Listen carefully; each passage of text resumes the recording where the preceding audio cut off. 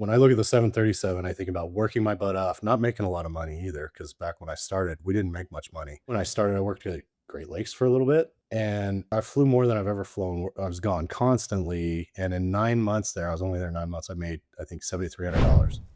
Speaking of 16-hour flights, I'm curious how that gets billed out and if you have to sleep on it or what happens, because I know they typically have, what, 2 flight crews or something in there. You're only getting paid for hours that you're flying. Now, how about hours that you're in the back, in the airplane? Can you tell me a little about how that works? I can say I've legally made seven figures at work sleeping. Welcome to the Aviation Mentors Podcast, the podcast that takes your dreams of flight and turns it into reality. Sponsored by Strass Financial, financing your flight training. For pilots, by pilots. I'm Brandon Martini, a commercial pilot and flight instructor. And I'm Carson Vasquez, I'm a private pilot. Whether you're a seasoned pilot or beginner with dreams of flight, Aviation Mentors is your source for expert insights, industry trends, and inspiring stories. So fasten your seatbelts and prepare for this incredible journey through the skies. And stay connected with us on social media for exclusive content. And visit our website at www.aviationmentors.com and let us be your co-pilot on this adventure. Welcome back, everybody, to another awesome and amazing episode of the Aviation Mentors Podcast. Thank you so much for joining us. As you can see, Carson is not here today. He is doing a trip to Costa Rica, and I am jealous. I've been one time, and it was one of my favorite trips I've ever done. And he's about to go fly there right now. I just checked online, and he's in Los Angeles, so I'm guessing he's flying out of LAX very, very soon. So we can all be jealous of him. But in lieu of Carson not being here, we have a real pilot, not Carson pretending like he's just trying to get current again with his private. We have an amazing guy named Chad Freeman. He's an airline pilot, a real estate investor, and an entrepreneur who's built his career around disciplined, calculated risk, and long-term thinking. His aviation journey started in high school when he began flying. I wish I would have. And he stayed committed through years of training and flight instruction before moving directly into the regional airlines and now in the majors. Along the way, he's developed a strong passion for real estate investing, applying the same mindset that helped him succeed in aviation, building his wealth outside of the cockpit. Today, Chad focuses primarily on mobile home parks and residential investments, and he enjoys teaching others how to create financial freedom through smart, disciplined investing, all while balancing life as a pilot and, more importantly, likely as a father. So, Chad, welcome to the Aviation Mentors Podcast. Thanks for joining us. Thanks. That was a nice intro. I appreciate it. No problem. We try to do well, and we can thank our producer, Mark, for that. He always puts the things so good together. So now Carson normally asks this question, but the first thing I want to know is, how did you get involved in aviation outside of what I just said on your bio? I was inundated with it since I was a kid. I got a picture of me at 18 months old with my mom holding me up looking out of the window of a Learjet. And then actually when I was 4 years old, my dad was a pilot. So when I was 4 years old, I remember this sitting in the right seat of a Learjet. I couldn't even see like over the yoke basically. And they disconnected the autopilot up at 41,000 feet and let me like fly it around a little bit. No way. And I remember I wanted to like bank and do everything. And they're like, whoa, no, you can't do that. But I still remember that riding around Learjets when I was little, and then indoctrinated into the airlines later when my old man got hired at the airlines. So it was just natural progression. Wanted to be like my dad and loved aviation right from the beginning. That's so cool.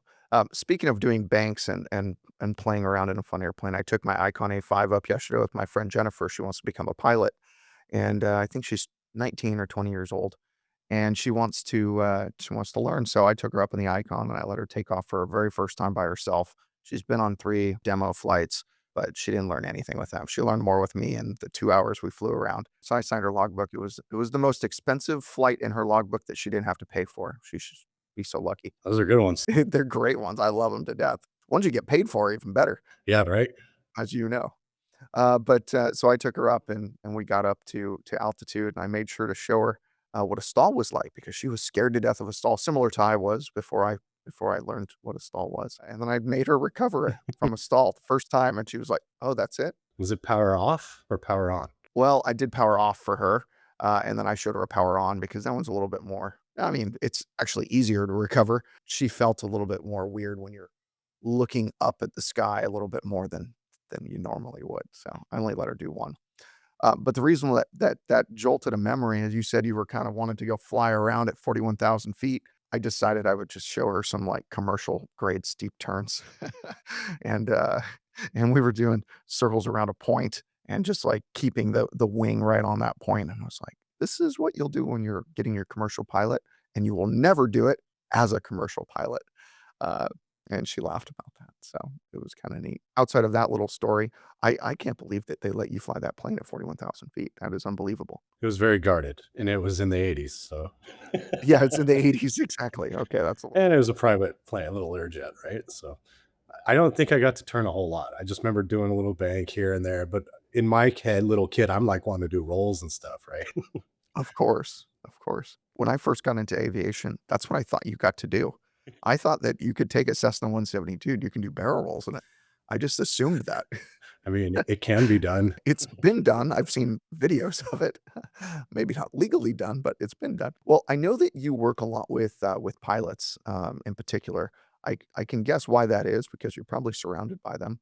But what really makes pilots want to make investments, and what kind of moved you in the career? I know that that's a second job for you. You obviously work in the airlines. I know that a lot of pilots have a lot of free time, and so I would love to know, kind of probably prefacing it here, but what kind of drew you to doing some real estate investment stuff? As we know, pilots make a lot of money, and I'm not going to ask for what your paycheck stub is, like the internet went on fire with 2 weeks ago or 2 months ago. But we all know pilots make a lot of money. That's why Stratus Financial funds them, because they make more than a doctor typically does over the career. So, what kind of drew you to working with pilots, and tell me a little about that. It's a few things. There's different mindsets that I see. Some people, they want all the debt and all the toys, and then they'll just kind of try to figure it out later, and they go into retirement making tons of money with no plan and no nothing except for a nest egg that they hope they don't spin down. So they go from huge earner, and I'm asking myself to these guys in my head all the time, like, what are you gonna do? You know, you're making all this money, and now 3 years before retirement, you're building a $3 million home. I've run into that. Like, what's your plan to keep going with this? And most people's plan is to build the nest egg and then go small and spin down conservatively until it runs out. But there's also another mindset, and it starts to come from like Rich Dad, Poor Dad, Richest Man in Babylon. And these are books that I read early in my 20s. I did too, by the way. Oh man, what great books. What eye openers. Fantastic. So it comes down to, if you manage your money correctly, you can retire wealthy, and you can put your money to work for you because you make enough if you'll just spend less than you make and take that savings and put it into investments that you understand. I like the analogy where some people, they plant a tree and they let the tree grow, and then when they retire, they cut the tree down and hope they don't run out. Other people, the smarter mindset is to plant a forest and harvest the fruit. Don't cut any of the trees down. So Mhm. those are the type of people I'd like to educate people into that, because you can have enough passive income streams to pretty much replace your entire income if you want to. And then the job becomes awesome because it's optional. You're not working more for your money. You're making your money work for you. By the way, I've talked to a lot of pilots that have done that. We even had my friend Captain Kurt on Instagram. He's got a whole bunch of followers. I don't know if you follow him at all, but he did similar things.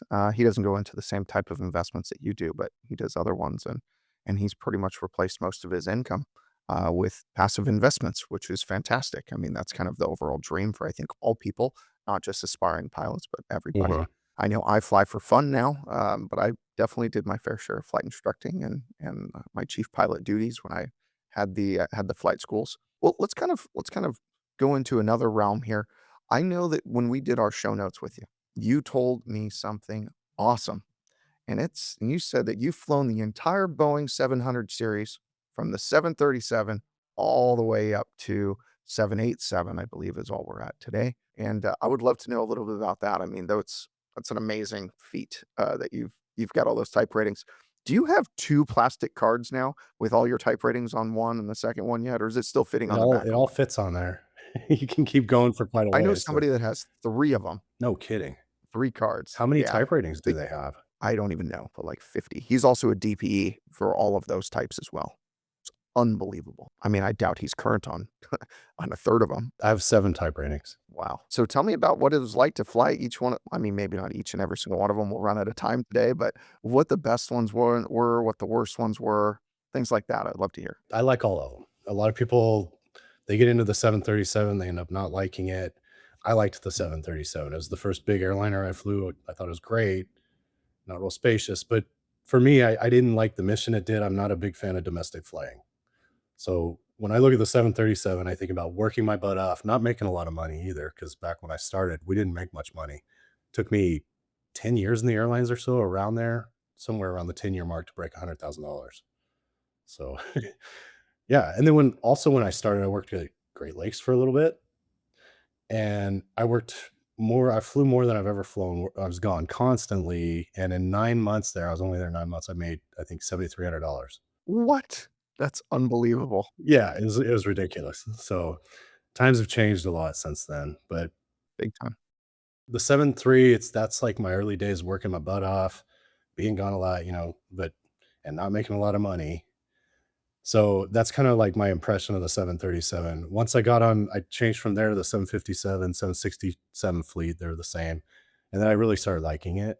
I was kind of burnt out. And so once I switched to international, I just really started to enjoy my job again, and flying wide bodies. And back then I could trip trade and pick up these trips that were really senior international trips. And it was like first come, first serve. So I'd just be on my, like, first to the punch. As soon as we get an open time, I'd trade into that. So at the end of the day, I'd look back and I'd look like a 20-year FO schedule when I started with total junk, but I was able to pull it off. And so I had a lot of fun there. And then after that, I went to the 787. And I mean, I fell in love with the 787. I'm stuck on it now, I think. But things were moving around in the airline at the time. So I went to the 777 for about a year. I figured I was going to stay on that. And then I had a great opportunity to go fly the 747. I knew this was the only time I'd ever get to fly it, and it was going away. So I jumped on it. I'm super glad I did. That had so much cool factor.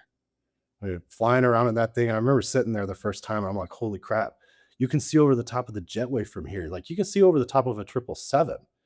And then you're coming into Really? land. Oh, yeah. It's like you're so high up in the air, and you hear 50 feet. We have the countdown 50, 40, 30. And you hear 50 feet. You're like, there's no way we're at 50 feet. But that thing was so incredibly easy to land. I only saw one bad landing because you have the wing and body gear, and they kind of absorb at different points. So one will absorb the shocks start to take, and then the other ones come in to help you out. Also, 777, super easy to get good landings in because it's got those big gear that hang down. It just kind of like graces it on. The 767, especially the 400, you never knew what you were going to get. It could be like super smooth, the worst landing ever. I couldn't get consistent on that thing. Which is the one that has the folding wings on the edges? Oh, that's the 777 X or whatever ER? that's coming out. Yeah, not the ER. Oh, okay. It's still coming out. But here's something you might like. So to me, driving the 737 is like driving a tractor. Uh-huh. And then the 7.5 was a little more sporty. The 7.8, I call it, it's like a sports car kind of. It handles really great. It's like awesome performance. The 777 felt like driving a semi truck. And then I would say that 747 was like driving a mini cruise ship or something, a big ass boat. So Really? yeah. Oh, so cool. My dream is to go on a 747, and I know there's less and less probably by the year. I've never been on a 747. I've never been on an A380. Well, those are cool. I just want to go on a double-decker airplane. I've been on all these wide bodies. I've been the 777. I've been on 787, but I have not been on a 74. And one of my buddies who I trained, he now works at a major airline today, but he worked for, I think it's Khalid Air or somebody like that. And Okay. he did 747 cargo trips international for like a year. And he did that with like barely 1,500 hours or something. It was Wow. unbelievable. It was during COVID times. I mean, I started training him in 2018. He got his commercial in 2019. And it was just perfect timing. And he was trying to tell me to go with him. And now he makes so much money. It's unbelievable. I mean, he's only been working for 5 years, or in the airline industry for 5 or 6 years. He already is a captain at a major airline, actually the same airline that you work for. It's insane, man, our growth and like how senior I got quickly. It's just like I really appreciate it. My seniority got really good. They say that we're supposed to have the most retirements happening in the next, I think it's 3 or 5 years, something like that. And that is for people turning 65. That's going to be the peak. But it's not even talking about all of the additional airplanes. Like a lot of, I don't know who it was, but there's like 1,000 airplanes on order right now that Boeing needs to fulfill for just U.S. carriers. It's unbelievable. Yeah, we have a ridiculous number of orders coming. So it's exciting. It has to be. I mean, they said that this year is going to be more reminiscent, not of last year or the year before, but almost the year prior to that on hiring at all the major airlines due to getting the airplanes finally again, and also due to retirement. So there can't be too much better time to be a pilot. Maybe just 3 years ago, but now it's a very good one again. Yeah. I just fingers crossed it sticks because throughout my career, every time it gets really good, then something bad happens and it goes to crap. And so that's another reason I'm into real estate is because of the instability that I've found in aviation. So it's a nice backup to have that income and stability there. If something happens, you're not just out and totally screwed. How often have you noticed that in recent years? Has that just been something kind of in the past that's happened quite a bit, and now they've maybe figured it out, especially with the union contracts that you might have? Or is it something that's still kind of up in the air? I'm expecting more bad times too. The COVID was unique because we're kind of bailed out by the government money, so there's airlines I think wouldn't exist today if the government hadn't have stepped in with that, but the government's also the one that shut us down. So, uh, I mean, prior to that, I guess the government helped us out again once Part 121 came around. They put real barriers to entry there. So our pay went up because they created a pilot shortage. So I can't complain there. Yeah. I'm tending to think there will always be good times and bad times whenever there are. I remember reading a book by Jim Rohn, and it was called The Changing of the Seasons. And it said, when expansion comes, recession will follow. And when recession comes, expansion will follow. And it just said the ebbs and the flows of life. And that is the way that it is. And I think that's the way it is in everything. It's not just the airlines, but the US government's been setting a good precedent lately on the fact that they will bail Yeah. out. So I don't know. Only time will tell. The other thing does give me a little hope, I guess, is the more global we get, which is our plan for the airline, really, the less we're dependent on just the United States. So if we have a recession here, we're a lot more resilient that way. Yeah, I would agree. By the way, you said that you've flown everything from the 737 up, and you said that you are too young to have flown the other airplanes. Yep. 707, 717, and I believe there's a 727 as well. I happen to look it up, and you are not too old, but it is pretty rare. So I looked up the Boeing 717 is still flying around. It's a shortened version of the MD-80, and it's very, very rare. They only made 156 of them ever. I've jump seated on those. The only reason I said it was too young is because the 7.2 was retired out of the airline I got hired at by the time I got hired there. And it was just a few years before that. I was able to jump seat on a 727 though before. Oh, that's cool. Yeah. Yeah, I checked all three, 707, 17, and 27. And all three, it's possible to fly them today, but very, very rare to fly almost any of them. You're more likely to be able to chair fly them in a boneyard than anything. True. Unless you're John Travolta, right? Yeah, does he still fly that 727? That's a 707. I heard him on the radio. Oh, 707. Yeah. He took off in front of us, and then the other pilot was talking. I think he was probably flying, but it was in Newark. And I heard him jump on the radio and answer the call. I'm like, oh, that is this TJ. It's awesome. It's like 707 JT, I think was the end number. Something close to that. That's unbelievable. I can't imagine what the maintenance and fuel burn on that is compared to something newer. But if you like it, I guess. You know what time it is, Carson? Time's up, Brandon. It's time to talk about one of our favorite companies. Which company would that be? Aviation Mentors is excited to be sponsored by the one and only Stratus Financial, dedicated to supporting the next generation of future aviators. Stratus Financial really understands the financial challenges that students face in pursuing their aviation dreams. That's why they offer student loans specifically tailored to aspiring pilots. With competitive rates and flexible repayment plans, Stratus Financial helps take your aviation education to new heights. So go visit their website today at www.stratus.finance. Just to be clear, that is not .com, it's .finance. And embark on your journey towards a sky full of possibilities. Carson, it's time to get back to what we do best. The show. I want to kind of go over to something for student pilots. For student pilots who dream of eventually flying heavy metal, like these big airplanes that you're flying, 777 and the 787, what does it look like from your perspective, from a student to get to one of those airlines? I know that majority of students go become flight instructors, get their 1,500 hours. What's your perspective on it? I mean, if you're willing to leave the country, it's probably a shortcut to get those hours in. Otherwise, that's a lot of flight instruction. But again, that's the barrier to entry, you know? So if you're willing to go through that and put in the work and figure out how to get those hours, then there's payoff at the end that didn't used to be there. When I got hired at the majors, I think or not the majors, the regionals is right out of college. I only had like 750 hours or something like that. Yeah, it was a different time. Yeah, you can't do that today. I know if you go to like a Ryanair or something internationally, you can get hired at 250 hours now. Really? Oh yeah, yeah. They'll hire first officers at two. I don't know about in particular Ryanair, but I know um, international places will hire you at base commercial hours if they need the pilots. Obviously, they did a few years ago. They were hiring people at that, especially in Asia.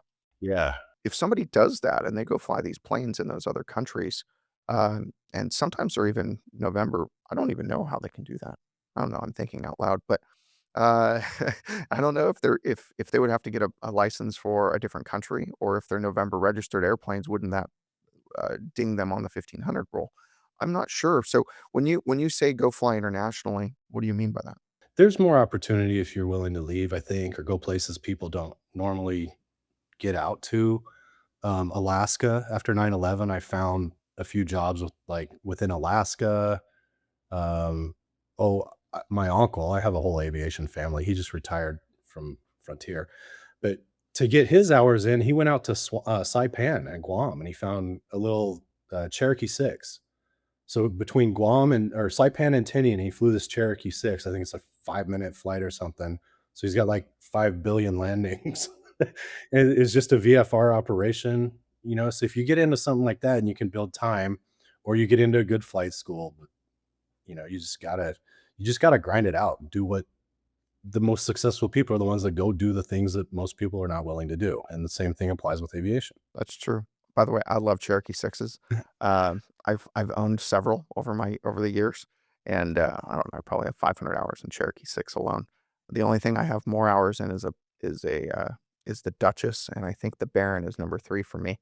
I wish I could say it's in a 737 or something like that, or 787. Unfortunately, it's all small planes for me. That's my most time, the 7A. But I've always wanted to fly a Duchess, and I got multi-rated in a Baron. Well, if you're ever in SoCal, if you ever go to John Wayne, or you go to which is SNA, or you go to LAX, you let me know, and I'll take you up in a Duchess. I can go grab one from one of the flight schools around here. That'd be awesome, man. I used to bid Orange County. I flew into SNA all the time because a buddy of mine lived right by there, and I used to love taking off out of there. You know, you have to do like the high power Yeah, takeoff, turn off the bleeds and the everything, and it's fun. it's a blast. I mean, it's even a blast when you're flying a small airplane. They make you turn onto a radial right after you depart. I mean, it's you're looking at a building. If you continued going straight off the runway like most places do, it's normal, but they have you turn and you're looking at an FBO like at your level while you're climbing. It's really weird from this short runway. Huh. But yeah, I'd love to take you up in the Duchess. We'll go turn off an engine and go have some fun up there too. Cool, man. I might take you up on that. And, you know, and I get down there occasionally, you know, or I end up with something that puts me in LA or something like that. So That's perfect. Yeah, if you give me a couple days heads up, I can make something happen. So we'll do that for sure. yeah, definitely. But since we were talking about international flying, and I know that you said it's a great way for students to gain hours, and I've noticed the happiest pilots and the happiest flight attendants are on international routes, at least in certain parts of their careers. I'm assuming they don't really like that if they've got really young kids, typically, or something like that. But I travel a lot, and I travel all over the world, and I stay at pretty decent hotels. And for some reason, there's always pilots and flight attendants sitting at the bar with me when I'm sitting there at the afternoons. So I always chit chat with them, and we can all talk aviation, which always makes it easy. And we can also talk travel because I travel so much. Um, so I know that you said you fly a lot of international routes. You told me Brazil, Europe, Hawaii, some really cool stuff, especially from Jacksonville, right? And you mentioned one when we were talking, which was about 2 weeks ago when we first chatted, and it was Tel Aviv. And I get goosebumps thinking about it because everybody looking around right now, we see what's happening in the world, whether you're for it or against it. that's not what we're going to discuss today. But we want to talk about a little about what the impact is on people and travel, and how things are happening, and how maybe it's done that to you. So, have you been flying to Tel Aviv lately? Have you had any flights canceled because of this new Iran war with Israel and the U.S. and other countries now? Me personally, not lately, but I do have experiences with it. So right before, was it October 7th, I think, a couple of years ago when Tel Aviv got attacked or Israel got attacked? I was over there for Yom Kippur. I think it was a 78-hour long layover, which was incredible. And I love Tel Aviv. It's super cool there. So I brought my mom and my daughter. We toured Jerusalem and all over the place, went to the Dead Sea. And then a week later, the whole thing blew up. So we were restricted. We stopped flying there altogether until recently. And just the other day when the missiles started flying, my girlfriend's a flight attendant. She was laying over there, and they had to get all their stuff run into like a safe room in the middle of the hotel. They have these big bunker doors that close around the elevator. And then the airlines evacuated them and some other air crews, got them out to the airport. They had to keep running into an underground bunker at the airport because missiles were inbound. And they put them on El Al, just flight crews only. So it was like a handful of flight crews to evacuate, and they flew them all out to Rome, got them out of there safely. But holy Oh my crap. gosh. Yeah. So it's real, man. How about Dubai? Have you ever flown in Dubai? I know that airport's pretty much fully closed right now, and it's the busiest in the world. Is it really? Yeah, it's Wow. almost fully closed. It was at least a couple days ago, and it was closed indefinitely, is what they said. Dang. Uh, Missiles hit it. Wow. I didn't know So that. from Iran. Yeah, it's unbelievable. So I know there's a lot of people that are stranded there. It was always kind of a dream of mine to go check out Dubai, but apparently things are still going on like normal there. I mean, I'm seeing people on social media say, "Hey, it's not as bad as what the news is making it sound." But I think if you want to get out of there, it's probably as bad as the news is making it sound because you can't leave. I didn't know it was closed. I didn't know that was the busiest airport in the world either. Yeah, it's second behind Atlanta right now. Okay. Singapore was busy for a while, I think, or some airport in Asia was number one for a little bit. But Man, I love going to Singapore. Those are good layovers. That's a nice long flight too. I don't think I broke 17 hours, but I've gone over 16 going over there. wow, speaking of 16-hour flights, I'm curious how that gets billed out, and if you have to sleep on it or what happens, because I know they typically have what, two flight crews or something in there. You're only getting paid for hours that you're flying. Now, how about hours that you're in the back, in the airplane? Can you tell me a little about how that works? I can say I've legally made seven figures at work sleeping, I love that. and it's a requirement. You have to take breaks. You can't go fly with two pilots for 17 hours. Not practical or safe. So we have over 8 hours is three pilots, and really everything I do is over 8 hours or 12 hours. Over 12 hours, you get four pilots. So there's the two flying pilots and then two relief pilots. And then over 15 hours, you get two captains and two first officers. Normally it's three first officers and one captain. But yeah, everything I do is augmented, we call it. And so we have a really cool bunk room. It's in the top of the airplane right behind the cockpit or flight deck. I still call it cockpit. And you change into your boxers and have a private bed, and you lay up there and you get 6 hours of sleep. It's great. Oh, that's fantastic. So so you get paid for that whole 6 hours just because you are technically on call. We're part of the required flight crew on duty. Yes. Wow. That's I've made over 7 figures sleeping. I love that. That should be like the biggest reason for somebody to go fly international flights. It's a good deal, man. It's like working at a different airline kind of when you go international. Everything's better.